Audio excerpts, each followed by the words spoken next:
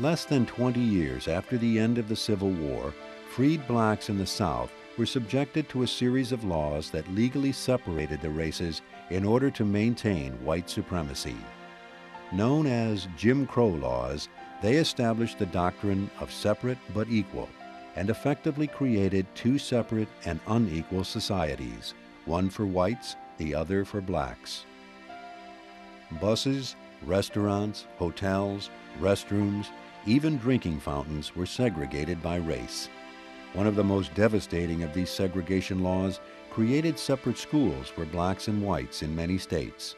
Inadequate funding and poor conditions made black public schools invariably inferior to white public schools. The white schools were getting the benefits of the taxes of the community, and they were much better funded than black schools. Black schools lacked equipment, they lacked good fields, they lacked new textbooks, their teachers were paid less, the principals were paid less, and in general the facilities were a lot poorer than in white schools. It wasn't until 1954 that the Supreme Court outlawed legal segregation in schools through the landmark Brown versus Board of Education of Topeka decision, which stated that separate could never be equal, and marked an important civil rights victory. Yet public areas remain segregated in many southern states.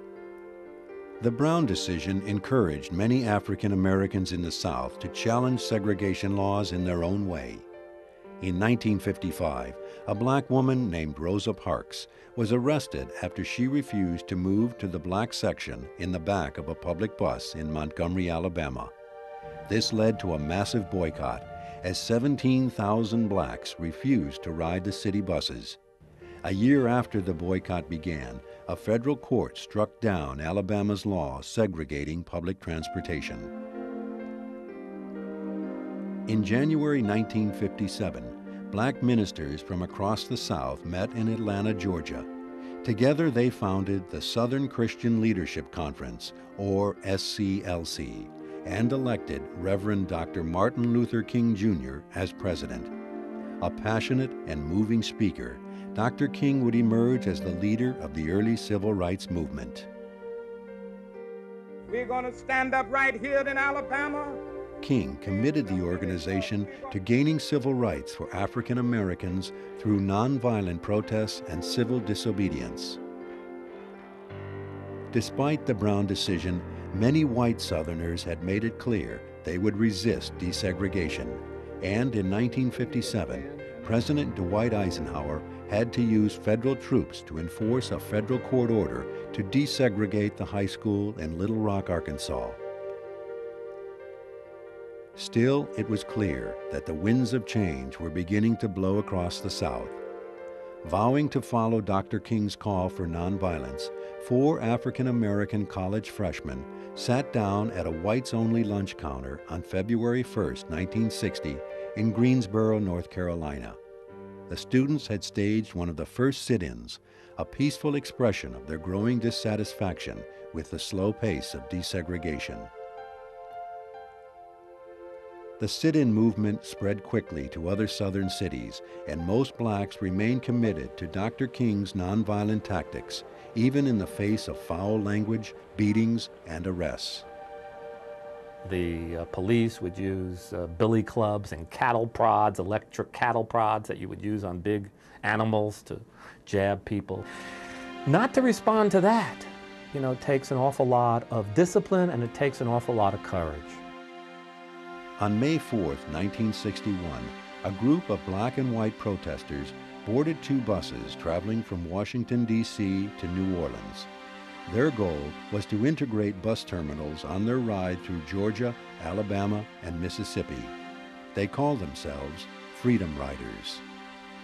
White mobs and members of the Ku Klux Klan slashed tires and firebombed the buses. Freedom Riders were beaten. Many were arrested.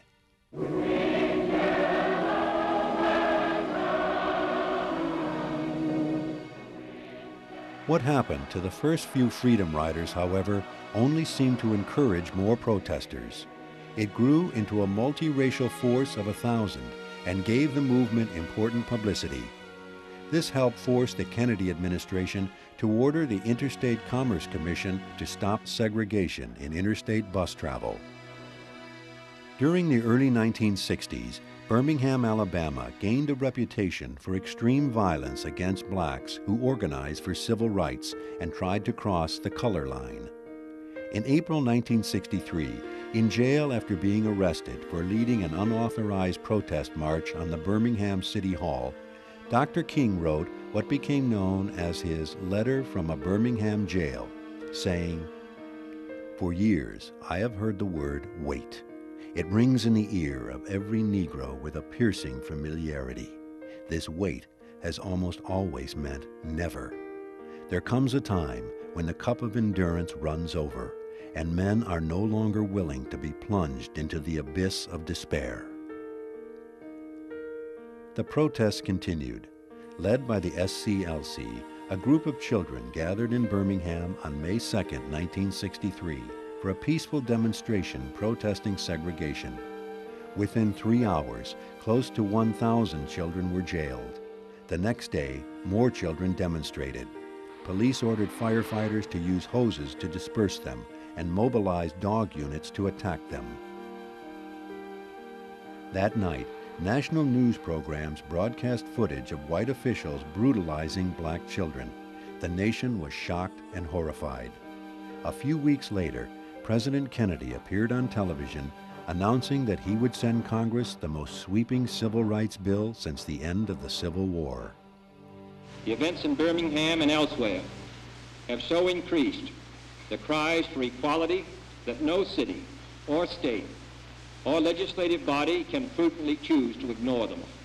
To push Congress into taking action on the bill, a group of civil rights leaders called for a march on Washington. On August 28, 1963, more than 200,000 people, black and white, from all over the country and from all walks of life, joined together in Washington to protest violence and discrimination in the South. Martin Luther King Jr. delivered the closing remarks, an address that came to be called the I Have a Dream speech. I have a dream that one day this nation will rise up and live out the true meaning of its creed. We hold these truths to be self-evident, that all men are created equal.